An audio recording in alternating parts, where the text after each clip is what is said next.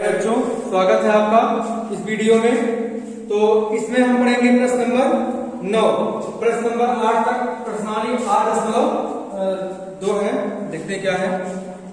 प्रश्नावली 10.1 है। प्रश्नावली 10.1 का प्रश्न 8 तक पढ़ा गया था। प्रश्न 9 है। इसमें कहा गया है कि दूरी सूत्र का प्रयोग किए बिना दिखलाइए कि -2, -2, ये हो गया। और 4, 0 है। 4, 0 है। तीसरा बिंदु कहा गया है 3, 3 कहा गया है। और चौथा जो अंतिम बिंदु है उसको कहा गया -3, 2। इनके बारे में कह दिया गया है कि एक समांतर चतुर्भुज के शीर्ष है ना। कहा गया दूरी सूत्र का प्रयोग किए बिना दिखलाइए कि ये बिंदु समांतर चतुर्भुज के शीर्ष है। तो आइए पता करते हैं कि ये समांतर चतुर्भुज के शीर्ष है कि नहीं है। बना लेते हैं हम एक समांतर चतुर्भुज। ठीक, बना लेते हैं। समांतर चतुर्भुज की विशेषता क्या होती है? बहुत विशेषताएं हैं इसकी, और उन्हीं में एक महत्वपूर्ण विशेषता है कि समांतर चतुर्भुज के विकर्ण एक दूसरे को समद्विभाजित करते हैं। समांतर चतुर्भुज की समूह भुजाएं बराबर होती हैं। समांतर चतुर्भुज की समूह भुजाएं समांतर होती हैं, है ना। समांतर चतुर्भुज के क्रमागत कोणों का योगफल 180 होता है। समांतर चतुर्भुज के समूह कोण बराबर होते हैं। तो ये तमाम विशेषताएं हैं। इन्हीं में एक विशेषता है समांतर चतुर्भुज के विकर्ण एक दूसरे को समद्विभाजित करते हैं, है ना। एक दूसरे को क्या करते हैं? समद्विभाजित करते हैं। मतलब क्या हुआ? अगर समद्विभाजित करेंगे, ठीक, अगर समद्विभाजित करेंगे तो दोनों विकर्णों का मध्यबिंदु एक ही होना चाहिए, है ना। अगर दोनों विकर्णों का मध्यबिंदु एक ही हो गया, दोनों विकर्णों का मध्यबिंदु एक ही हो गया, तो इसका मतलब क्या होगा कि ये समांतर चतुर्भुज होगा। ठीक, तो लिख लेते हैं यहां पर -2, -1, यहां पर रख देते हैं 4, 0, क्रम से रखेंगे हम 4, 0, और यहां पर 3 रखते हैं, और यहां पर -3, 2 रखते हैं। ठीक, ये हुआ।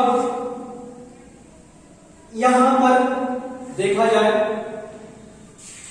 अगर AC का मध्यबिंदु, दूरी सूत्र का प्रयोग करना नहीं है ना। अगर दूरी सूत्र का प्रयोग करना होता तो हम ये भुजा बराबर ये भुजा दिखा देते, तो ये समांतर चतुर्भुज हो जाता। लेकिन हमें दूरी सूत्र का प्रयोग करना है नहीं, तो दूरी सूत्र का प्रयोग नहीं करना है तो हमारे पास एक ही विकल्प बचता है कि हम इनके मध्यबिंदु, इन विकर्णों के मध्यबिंदुओं को एक ही दिखा दें, है ना। क्यों? क्योंकि समांतर चतुर्भुज के विकर्ण एक दूसरे को समद्विभाजित करते हैं। मतलब ये जो BD है AC को समद्विभाजित करता है, और ये जो AC है BD को समद्विभाजित करता है ना। तो निकालते हैं हम AC का मध्यबिंदु, विकर्ण AC का मध्यबिंदु, विकर्ण AC का मध्य बिंदु निकाल लिया जाए। x1, x2 बटे 2, नहीं, x1 + x2 बटे 2, x1, ये x1 हो गया -2, और ये सूत्र लिख लेते हैं। सूत्र x1 + x2 बटे 2, y1 + y2 बटे 2, ये होता है। ठीक, तो यहां पर x1 कितना है? 2 है, -2 है। x1 + x2 है तो 3 है बटे 2, y1 कितना है? -1 है, प्लस कितना है? 3 है बटे 2। तो ये हो गया, इनको और सरल कर लेते हैं। यहां से -2 और +3 कितना मिल जाएगा हमको? 1 मिल जाएगा। 1/2 हो जाएगा ना, 1/2 हो जाएगा। और यहां हमको क्या मिलेगा? -1 + 3, तो यहां पर हमको मिलेगा 2। 2/2 कितना हो जाएगा? 1 हो जाएगा। तो कितना आया? 1/2 1 आया। अब निकाल लेते हैं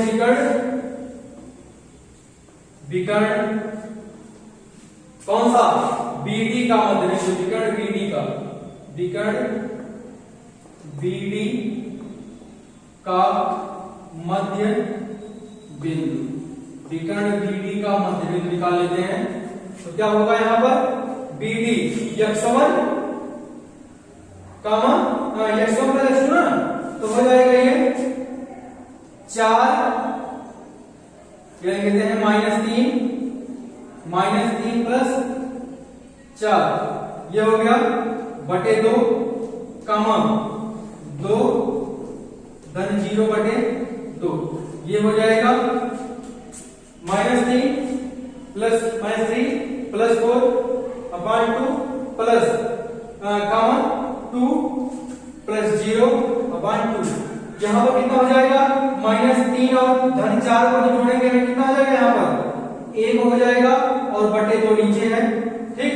और यहां पर 2/2 कितना हो जाएगा? 1 हो जाएगा। तो यहां से देखा जा रहा है कि जो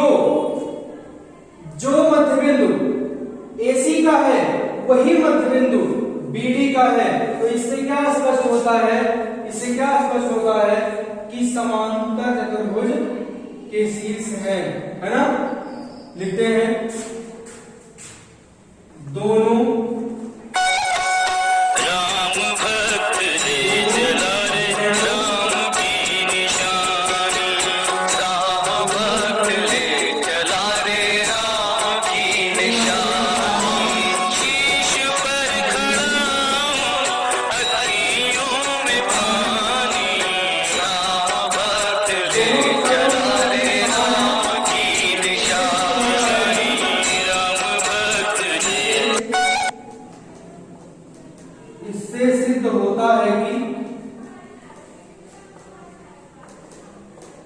इससे सिद्ध होता है कि चारों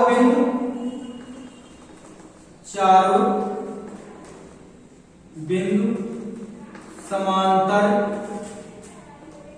चतुर्भुज के शीर्ष हैं, है ना। इससे सिद्ध होता है कि चारों बिंदु समांतर चतुर्भुज के शीर्ष हैं। क्यों? क्योंकि समांतर चतुर्भुज के विकर्ण एक दूसरे को समद्विभाजित करते हैं। मतलब समांतर चतुर्भुज का एक विकर्ण जिस बिंदु पर समद्विभाजित होता है उसी बिंदु पर अगला विकर्ण भी समद्विभाजित होता है। मतलब दोनों का मध्य बिंदु समान होता है। तो ये था प्रश्न नंबर 9। अब प्रश्न नंबर 10 देखते हैं। प्रश्न नंबर 10 कहा गया है, पढ़ लेते हैं प्रश्न नंबर 10 को। ये था प्रश्न नंबर 9। प्रश्न नंबर 10 में कहा गया है कि x अक्ष और -3, 1 और 4, -2 बिंदुओं को मिलाने वाली रेखा के बीच का कोण ज्ञात कीजिए।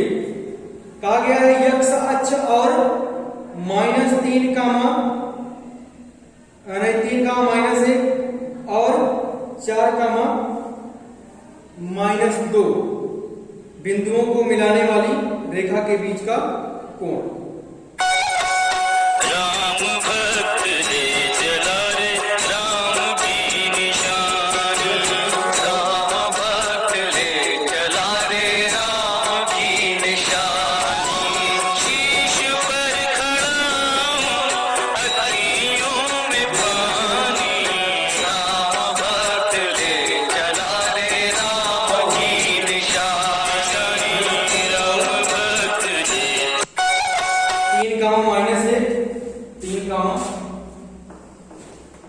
-1 और कहा गया है 4, -2 इन बिंदुओं को मिलाने वाले यक्ष अक्ष और इन बिंदुओं को मिलाने वाली रेखा के बीच का कोण ज्ञात कीजिए। अब यहां पर यक्ष अक्ष हो गया, यक्ष अक्ष हो गया और ये हो गया वाई अक्ष, वाई अक्ष हो गया। ठीक, बिंदु 3 -4 का एक कह दिया गया है, 3 -1 कहा गया है। तो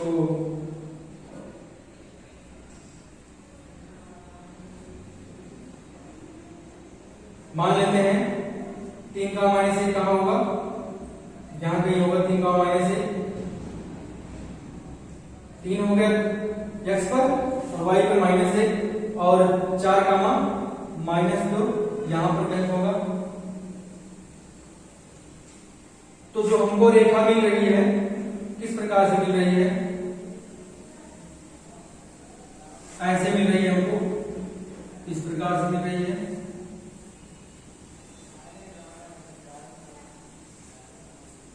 ठीक, ये हो गया, ये हो गया। अब हम यही कोण ज्ञात करेंगे कि ये कोण कितना होगा, ये कोण कितना होगा। तो इसके लिए अच्छा यक्ष अक्ष कहा गया है, तो यक्ष अक्ष का समीकरण कितना होता है, समीकरण होता है y बराबर 0। यक्ष अक्ष का समीकरण होता है y बराबर 0, है ना। और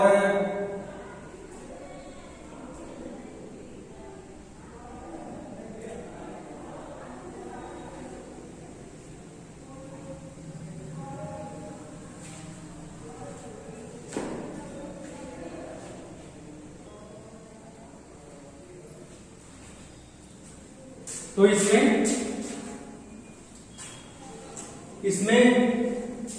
कहा गया सूत्र है, दो बिंदुओं से होकर जाने वाली रेखा, दो बिंदुओं से होकर जाने वाली रेखा और x अक्ष के बीच का कोण, यहां पर ये बिंदु लिख लेते हैं हम, यहां पर ये बिंदु लिख लेते हैं 4 -2 और ये बिंदु लिख लेते हैं हम 3 -1।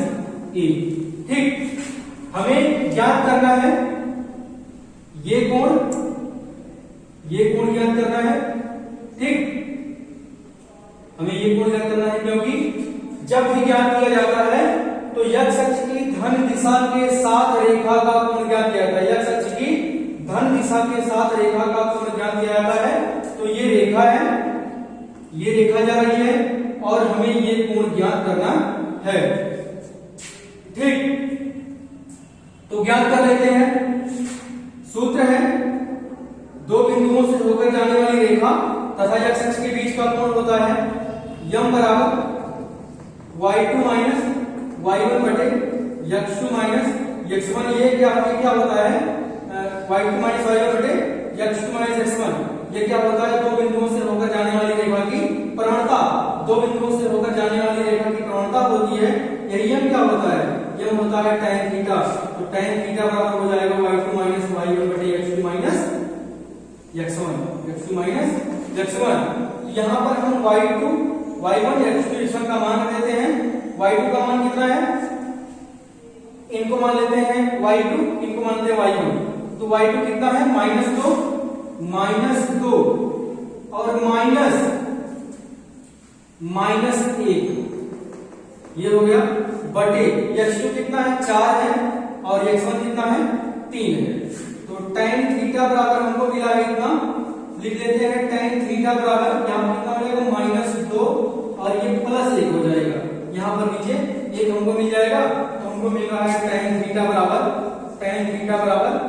कितना मिलेगा -1 मिल जाएगा, -1।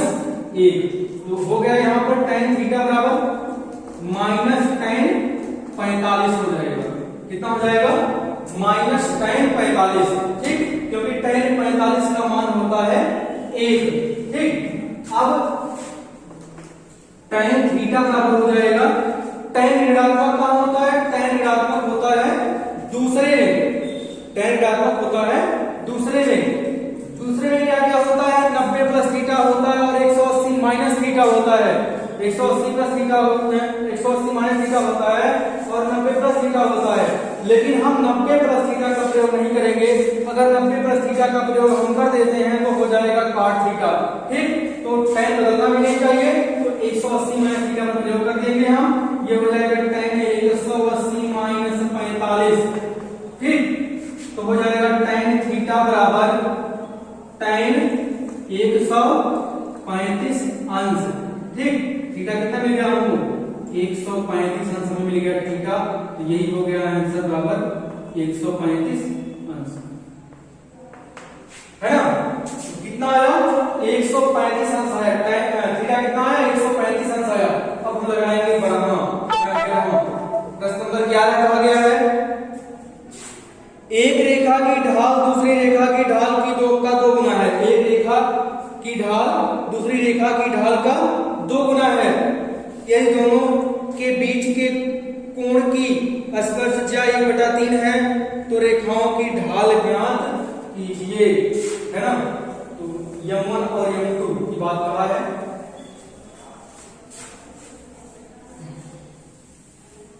लिखते हैं इसमें, माना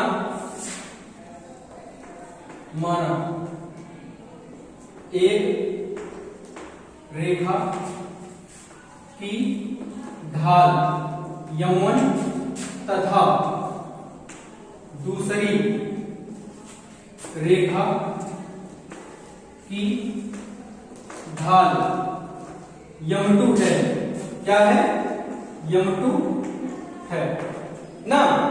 कहा गया है एक रेखा की ढाल m1 तथा दूसरी रेखा की ढाल m2 है। अब कहा गया है इसमें कि एक रेखा की ढाल दूसरी रेखा की ढाल का दुगुना है, मतलब जो एक रेखा है उसकी ढाल ये है ना, दूसरी रेखा की ढाल का दुगुना है, मतलब ये क्या है, ये m1 इनका 2 गुना है ना। तो लिख लेते हैं, एक रेखा की ढाल दूसरी रेखा की ढाल का 2 गुना है।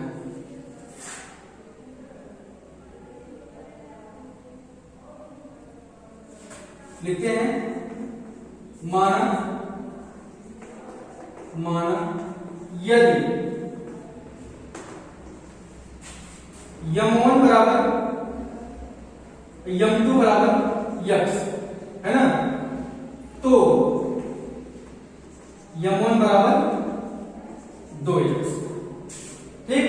एक रेखा की ढाल दूसरे की ढाल का 2 गुना है, कहा गया एक रेखा की ढाल दूसरी रेखा की ढाल का दुगुना है, मतलब यहां पर पहली रेखा जो है वो दूसरी की 2 गुनी है। अगर पहली को दूसरी को x मानते हैं तो पहला कितना हो जाएगा, 2x हो जाएगा।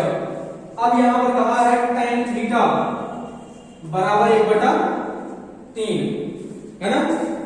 कहा है दोनों के बीच के कोण की स्पर्शज्या, दोनों के बीच के कोण की स्पर्शज्या 1/3 है, तो दोनों के बीच के कोण थीटा की स्पर्शज्या कितना है, 1/3 है। तो लिख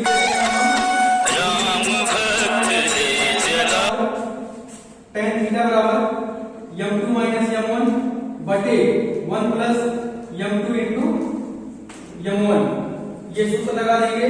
तो tan थीटा कहा गया है 1/3 और m2 कितना कहा गया है, x है, और m1 कितना है, यहाँ पर सूत्र ऐसा होता है, m1 कितना है, 2x है बटे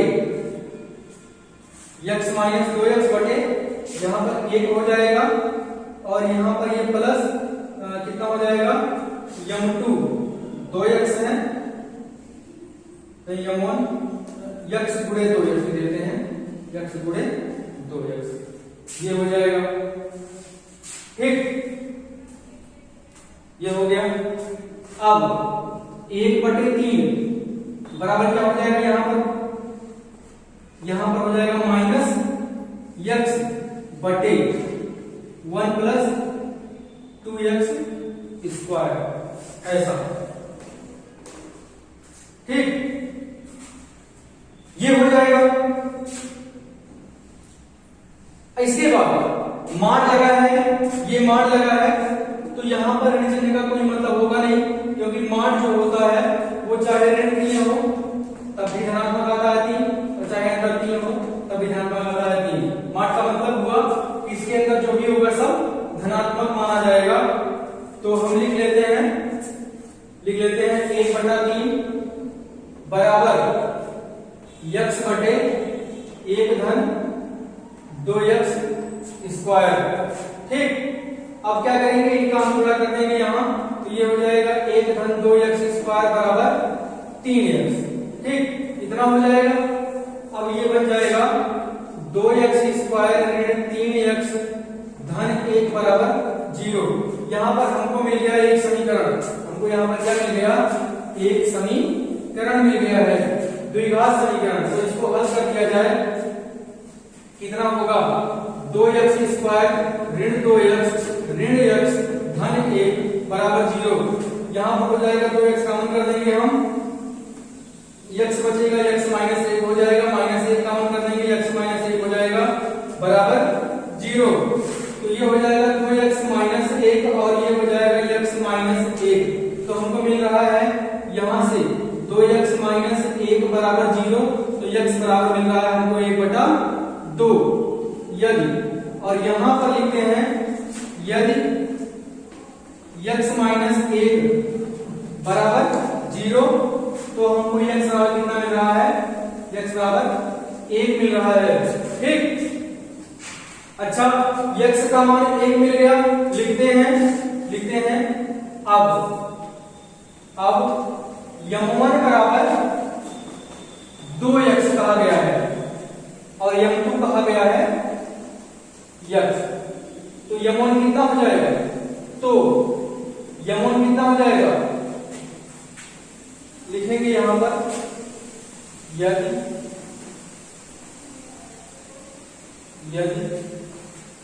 x बराबर 1/2, यदि x बराबर 1/2 रखा जाए। अब m1 कितना है, 2x है, m2 कितना है, x है, तो m1 कितना हो जाएगा, यहां पर रखा जाए 2 गुणे 1/2, मतलब मिल जाएगा हमको 1, और m2 कितना मिल जाएगा, 1/2 मिल जाएगा। फिर लिखते हैं यदि x बराबर 1, यदि यहां पर 2 मान मिले ना, हमको एक मिला है 1/2, एक मिला है 1 मिला है, तो अब यहां पर हो जाएगा m1 कितना हो जाएगा, m1 2 हो जाएगा, और m2 कितना हो जाएगा, 1 हो जाएगा। ठीक, नहीं 1/, ये 2 हो जाएगा और ये 1 हो जाएगा। ठीक, तो यहां पर हमको 2 मान मिले हैं। यदि x का मान 1/2 होगा तो m1 1 होगा, m2 1/2 होगा, और यदि x का मान 1 होगा, तो m1 2 गुणे 1 मतलब 2 होगा, और m2 1 होगा। ठीक, तो आज के इस वीडियो में इतना ही, शेष प्रश्न पढ़ेंगे अगले वीडियो में। धन्यवाद।